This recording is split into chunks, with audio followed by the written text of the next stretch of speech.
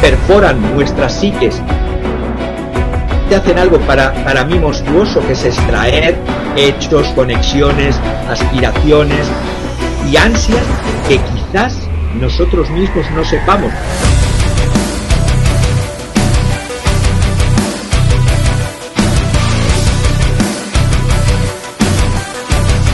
Tienes garantizado que vas a poder comer, pero no puedes elegir qué.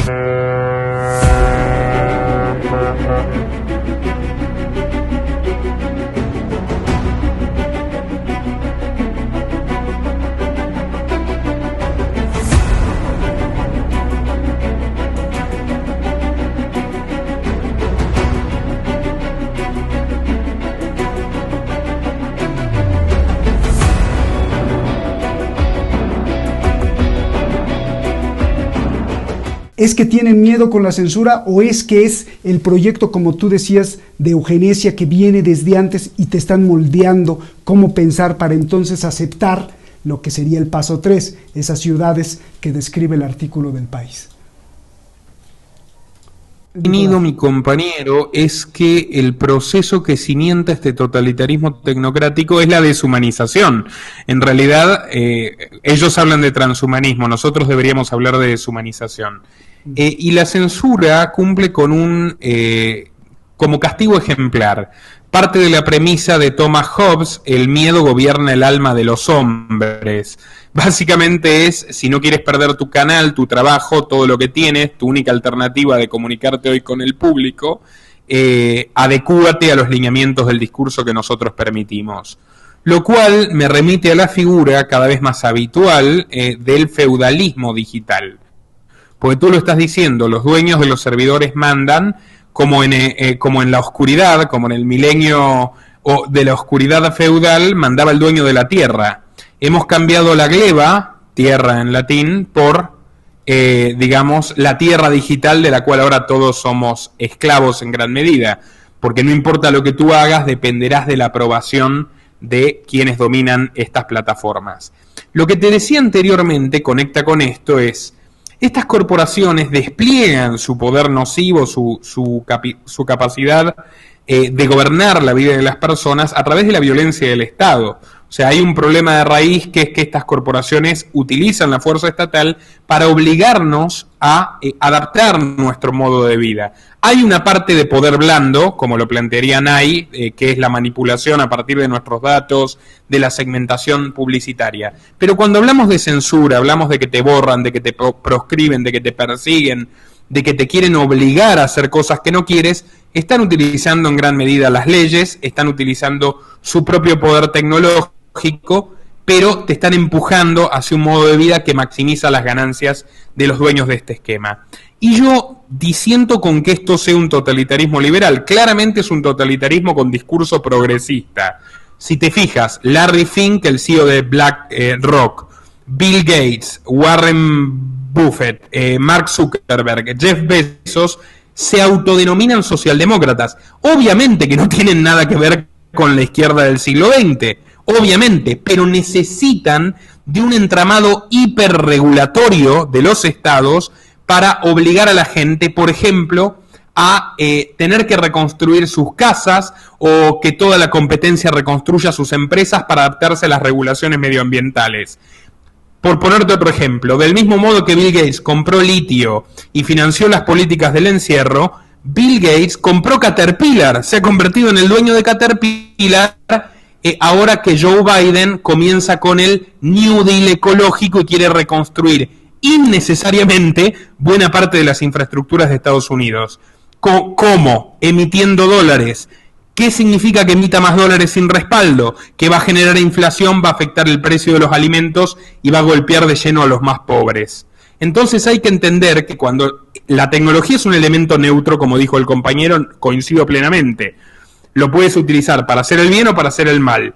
Ahora que está concentrada en pocas manos, está multiplicando la asimetría de poder entre gobernantes y gobernados y nos está empujando a un nuevo mundo sobre pretexto de cuidar la ecología, el medio ambiente, la salud pública, donde cada vez vamos a ver estructuras sociales más excluyentes. Por eso todo esto también va acompañado, más allá de la opinión que cada uno tenga, de la promoción de la anticoncepción, de las políticas de control de la natalidad. O sea, todo esto se cimienta en la vieja idea de Malthus de que el mundo se va quedando demasiado chico para las personas que hay, y por supuesto que es una falacia muy peligrosa. Ya lo había refutado el economista Frédéric Bastiat en el siglo XIX, pero seguimos con lo mismo. Nadie niega que la contaminación es un problema, pero lo que quieren hacer es rediseñar nuestro mundo, desnaturalizarnos, deshumanizarnos, poniendo a los pingüinos empetrolados por encima de la vida de los niños pequeños, de los hombres que necesitan trabajar para alimentar a sus familias y de los ancianos moribundos. Así que es muy cruel este proceso de degradación social que estamos viviendo, y por tanto la censura es indispensable para callar a los críticos y silenciar a las voces disidentes que rápidamente pueden poner en alerta a la población sobre todo esto. O sea que además es un disfraz, como lo estás describiendo, Nicolás. O sea, me disfrazo de ecologista, me disfrazo de defensor y hacer algo por el cambio climático, me disfrazo de gente preocupada por la salud y por los niños, y me disfrazo, pero esa no es la agenda, ¿o sí? Efectivamente, tal como tú lo planteas, es una gran impostura que es necesaria para guardar la forma de que todavía vivimos en democracia, cuando en efecto claramente no es así. Todo lo que describe mi compañero, todo lo que se describió al comienzo del programa y todo lo que yo estoy relatando se condice con un totalitarismo. Y también estoy de acuerdo con mi compañero en que tenemos que preservar las utopías. En mi caso soy un utópico amante insobornable de la libertad del ser humano. También soy un moderno y un admirador de Voltaire, como bien Thierry Massou eligió nombrar su red, ¿no? Y de los ilustrados. En este momento estamos, como te digo, retrocediendo en cierto punto hacia el feudalismo, hacia la oscuridad, hacia la censura, hacia una nueva aristocracia, señorío digital. Oye, Nicolás, solo déjame ser bien inocente y bien ingenuo. Dijiste, están utilizando las leyes y están utilizando a los gobiernos. Esto es terrible, dramático. Ya lo había advertido Francisco en otros programas, que decía que no hay gobiernos y no hay países, sino que se reparten entre las manos poderosas. Entonces te pregunto, Nicolás, pero si la constitución de muchos países, fundamentada en el pensamiento liberal, dice que la libertad es lo básico y es lo más protegido en muchos países, ¿cómo es que utilizan las leyes? Estoy siendo bien inocente, Nicolás. Porque por supuesto que la Constitución es de cartón pintado. Yo te citaba el caso de el gran Lysander Spooner, que fundó American Letter Company para competir contra el monopolio. También fue un hombre que arriesgó su vida para liberar esclavos. Una obra que recomiendo enfáticamente y que pueden leer y descargar gratis de mi página web losliberales.org es Sin Tradición, la Constitución sin Autoridad, donde Spooner a lo largo de 80 páginas explica magistralmente cómo la Constitución de Estados Unidos, ya a mediados del siglo XIX, ha sido violada sistemáticamente por todos los gobiernos.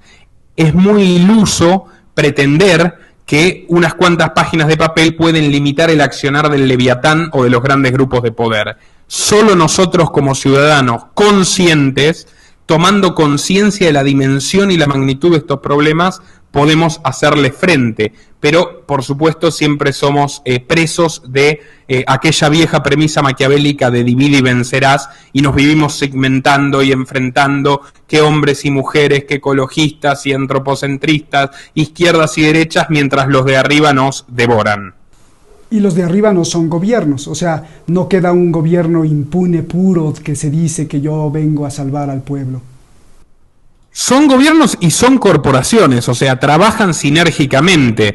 Los políticos reciben financiamiento para sus campañas, blindaje mediático por parte de estas mismas corporaciones, utilizan toda la información que nos roban a través de las redes sociales, como bien señaló el compañero, Cambridge Analytica, publicidad política segmentada, o sea, se nutren, se benefician muchísimo de este crecimiento del autoritarismo, y las grandes corporaciones hacen negocios extraordinarios e inmensos. Se necesitan simbióticamente los políticos modernos y los magnates, entre comillas, filántropos, que en realidad son viejos ingenieros sociales como Huxley el Malévolo, el hermano mayor de Julian Huxley.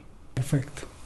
Genial, vamos al paso 3, Francisco, los capitales, el origen, ya nos los describes. En el paso 2 nos describes cómo esos capitales se transforman en la ambición de controlar.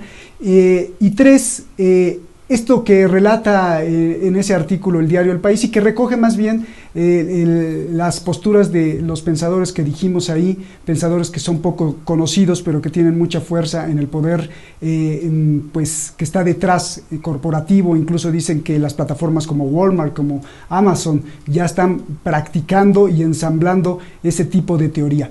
La pregunta, Francisco, es ¿y para qué quieren unas ciudades donde seamos eternamente felices, no tengamos que trabajar, donde no haya contaminación, donde no haya pues escasez de alimentos y escasez de energía y todo sea como el paraíso? ¿Para qué quieren eso? Mientras que estemos en la lógica del capital, me da lo mismo que sea capitalismo y permitirme que utilice el viejo axioma que es verdad que es muy crítico para utilizarlo, ya sea el capitalismo liberal o sea el capitalismo autoritario. La realidad es que la lógica del capital requiere de esa explotación y la realidad es que la tecnología podría servir siempre, lo digo muy simple, es decir, o nos gestionamos o nos gestionan. Es decir, si la sociedad fuera capaz y fuéramos capaces de crear núcleos autogestionados en vez de gestionados por, lógicamente el control de los recursos estaría de la mano o más cerca de la mano del ciudadano.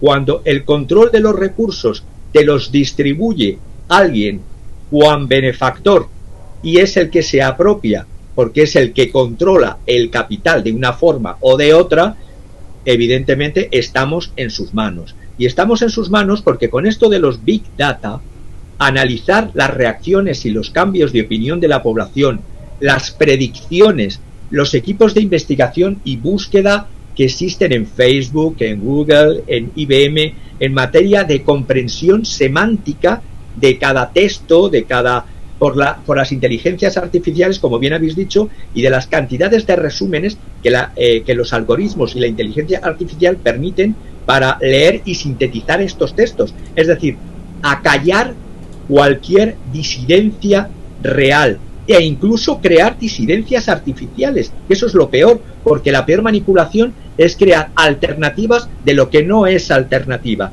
Decirte que a través de X o Y vas a alcanzar los cielos y lo único que haces es ahondarte más en los infiernos. Por lo tanto, esta clase de ingeniería social distópica, eso sí es distópico, potencia que en vez de haya un trato del individuo y del respeto de lo humano, de lo que es el desarrollo de lo humano, con tecnología o sin tecnología, pero que sea el respeto a lo humano, que ya se tenía desde las filosofías helenísticas, todo eso se pierde. Por eso las humanidades hoy día no se quieren, se minusvaloran. Por eso la universidad se está convirtiendo en una escuela de dogmas. Por eso las escuelas se convierten en escuelas de dogmas. No se quiere pensamiento crítico, no se quiere pensamiento dialéctico, se quiere servidumbres voluntarias donde los yugos aparezcan como que son espitas de libertad. Y no son espitas de libertad.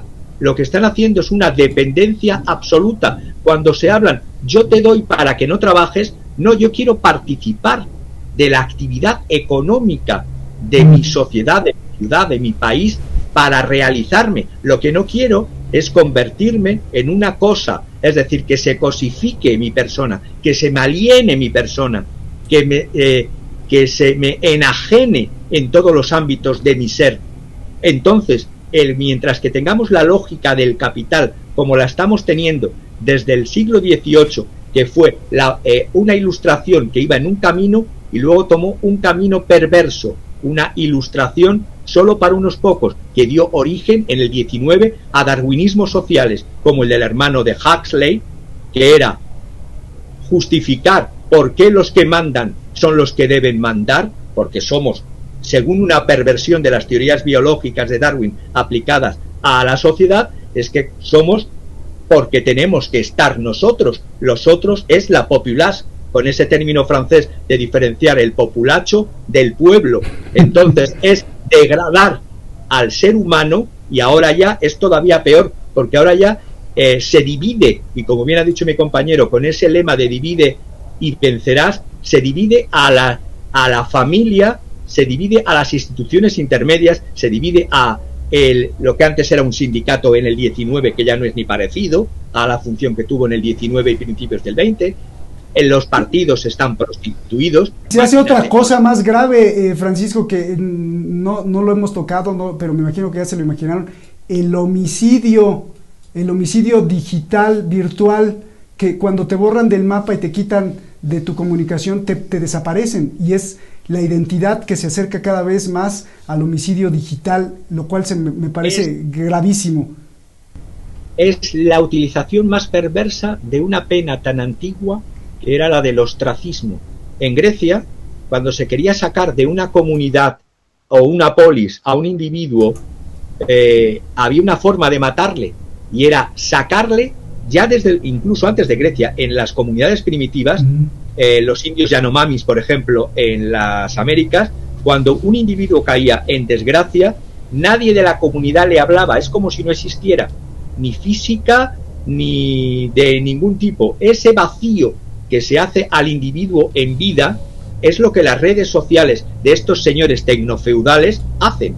Es decir, han cogido muy bien la historia, lo peor de la historia, para manipular, y sobre todo, lo peor de todo es que ellos son los que dicen qué está bien y qué no está bien, qué es lo correcto y que fuera de esa corrección político, social, ideológica, estás condenado a la muerte. Entonces, ¿dónde está el discurso crítico? ¿Dónde está la libertad? ¿Dónde está el discurso de la utopía? No es utopía, es distopía maléfica, macabra y mortuoria. Oye, Francisco, Benjamin Bratton, de uno de estos intelectuales de la geoingeniería, te diría, oye, pero no te quejes si queremos un mundo en donde no trabajes y no te tengas que preocupar y no te maltrate un patrón y no tengas que esclavizarte, más bien tú vas a recibir los privilegios de los robots esclavos. A ver.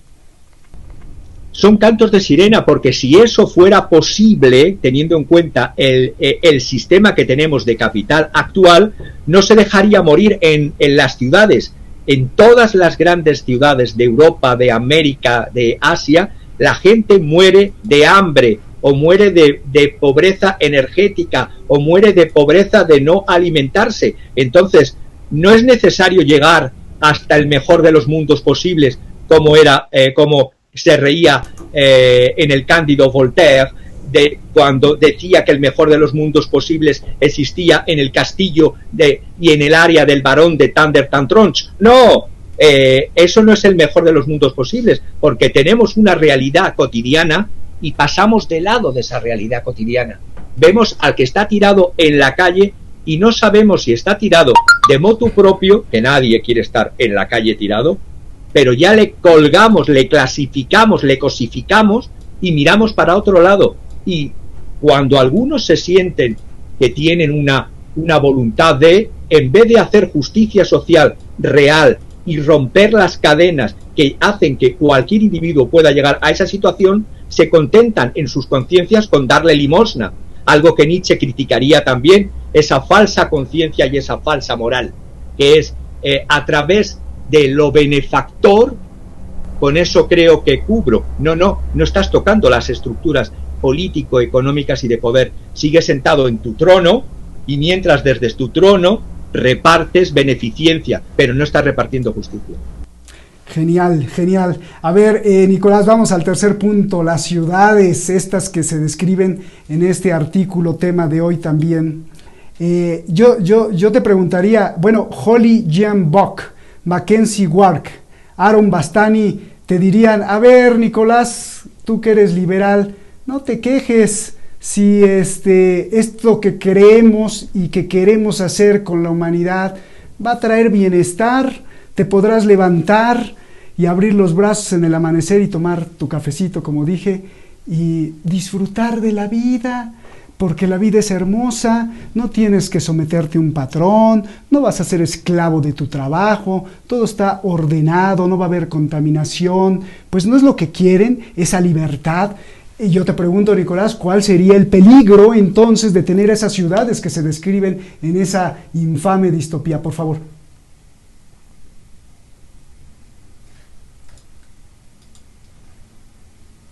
Ejército Rojo Lev Trotsky, cuando disuadió de desarmarse a los últimos resistentes que luego masacraría del primero al último. En otras palabras, Roberto, estoy totalmente de acuerdo con lo planteado por mi compañero, de que es completamente inviable ese canto de sirenas que incluya a toda la humanidad. Porque si tú analizas concretamente qué es lo que están haciendo, el ideólogo de la idea del cheque robot, o sea, de que el trabajo de los robots subsidia a los desempleados, es precisamente Bill Gates. La llevó al Banco Mundial un señor que se llama Gustavo Vélez, que actualmente es secretario de Asuntos Estratégicos en la Argentina. Esa misma propuesta del Banco Mundial incluye en la misma propuesta, o sea, lo vincula directamente, el esfuerzo de redoblar, digamos, la difusión de técnicas anticonceptivas, control de la natalidad, políticas de género, etcétera.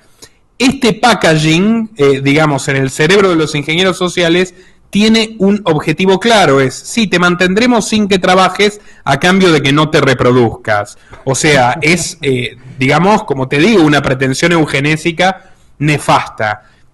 Por otra parte, yo quiero que mires lo que está pasando en los Estados Unidos. Ya hay desabastecimiento de alimentos, fundamentalmente en los estados que han estado implementando estas normativas de producción medioambiental sumamente exigentes y de eficacia discutible. Lo mismo en Europa. En Europa están sufriendo la implantación obligatoria de ciertas energías renovables que han encarecido el costo de la energía y ahora hay una crisis energética y pobreza energética en países como España, que se supone que son del primer mundo, donde el 40% de las personas se ve obligada a dosificar al mínimo el uso de la electricidad. En otras palabras, el mundo al que nos llevan en el nombre del cuidado del medio ambiente y en el nombre de la nueva justicia social es un mundo de pocos para pocos. Fíjate cómo celebra Gates que se han reducido drásticamente los viajes de trabajo, los vuelos de avión y el uso de automóviles. ¿Por qué? Porque Musk trabajan en los automóviles eléctricos mucho más costosos, generosamente subvencionados por impuestos y que solo pueden comprar personas de los estratos medios altos y altos. Y en el tema de los aviones, Jeff Bezos de Amazon y Gates tienen en sociedad una compañía que se llama Zero por cero emisiones, Zero Avia. ¿Sabes cómo son sus prototipos de aviones? Toleran máximo 50 personas. En otras palabras, volarán los ricos. Y fíjate las inversiones hoteleras. Bill Gates prescindió de todas sus inversiones hoteleras, que eran muchos, y solamente se quedó con la cadena Four Seasons. ¿Por qué? Porque estima que en el futuro solo volarán y solo ejercerán el turismo los más ricos. O sea, en otras palabras, estamos encaminándonos hacia una sociedad ultraminoritaria a empujones. Y como te digo, lo más trágico es que esto no es inevitable. Esto es completamente artificial. Millones de empresas han quebrado porque no les permitieron abrir sus puertas durante estos últimos tiempos y porque era parte del plan para generar una mayor concentración económica, y eso es exactamente lo que ha sucedido. Tal y como dice mi compañero, hay un factor de servidumbre voluntaria, como la que planteaba Le Boétie en el Renacimiento, y como planteaba Huxley en El Mundo Feliz, pero también hay un factor insoslayable de violencia orwelliana, o sea, de sociedad disciplinaria y sociedad de control. Tenemos los dos modelos coexistiendo entre sí. O sea, está el martillo de la censura, está el martillo de obligarte a cerrar las persianas de tu negocio, está el martillo de obligarte a asumir regulaciones medioambientales que no son contra la contaminación, sino contra el ser humano, ni más ni menos. Y luego también está el poder blando, la manipulación. Te mostramos películas de Netflix, documentales catastrofistas y te decimos, mira estas erupciones, mira estos terremotos. Por supuesto que es trágico, por supuesto que hay que hacer todo lo posible para prevenirse, pero desde que el mundo es mundo existen las catástrofes naturales y el calentamiento global En realidad el cambio climático, más precisamente, existe el factor humano, pero es...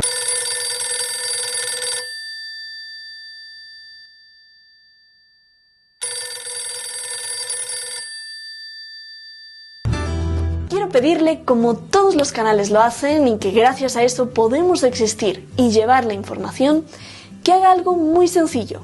Solo píquele ahí y suscríbase, toque la campanita, para que este espacio de libertad continúe. De lo contrario, los que nos quieren manipular seguirán avanzando. ¡Saludos!